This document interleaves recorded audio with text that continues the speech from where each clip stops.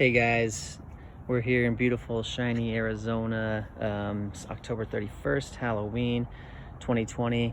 Just bought this car from Utah. It's a 2012 Ford Explorer. Bought the car, had a couple issues.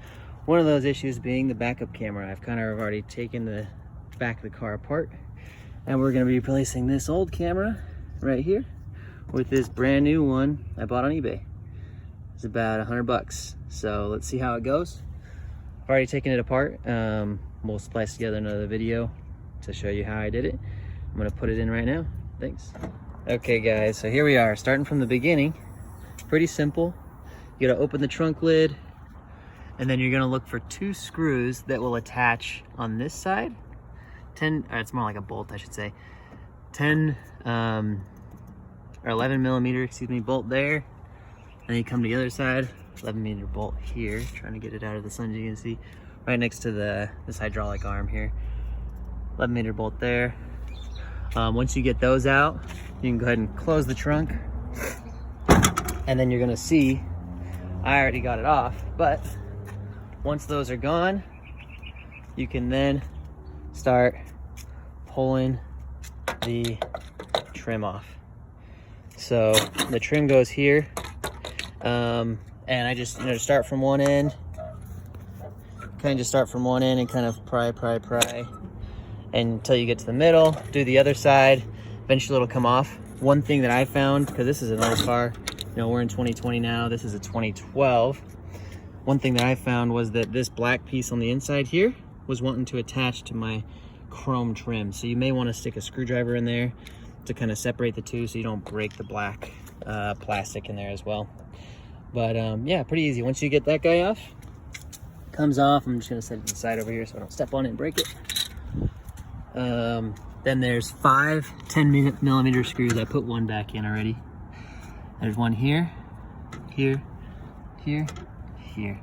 I guess there's just 4. Sorry, 4 10 millimeter screws. You can already see we're about to the camera. Once you take that screw out, I'll go ahead and remove it. Show you what we got underneath. Oops, tightening. Oh, that's tightening. One more time here.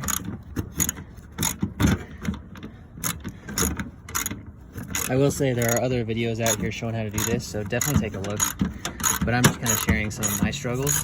One of those struggles being this black plastic piece wanted to come off with the chrome.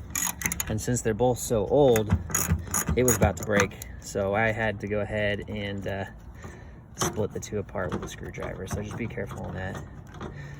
And the final thing I wanted to show you is when this comes off. There you have it. Don't yank too hard because you got your electrical on this side. But there's your camera right there. You can see this little funky star screw I was talking about in the beginning. That guy just has to be unscrewed. I used this thing here. Don't know exactly what it is, but if you don't have one, you might want to run to the store and get one before you start the project so you can finish it. But you just go ahead and unscrew that. Small plastic piece comes off the top, and then you got access to your camera. So good luck. I'm gonna put it all back together and we'll take a look at the final product. The truth, guys, before with the camera, I was getting an error, a little yellow error. I had a little like pop-up box saying backup camera's not working. Gonna put it in reverse. I haven't put the back all back together. I kind of just left the camera hanging, but I want to see if it's working. Woohoo! Backup camera in check. You can see it's hanging funny, but it's working.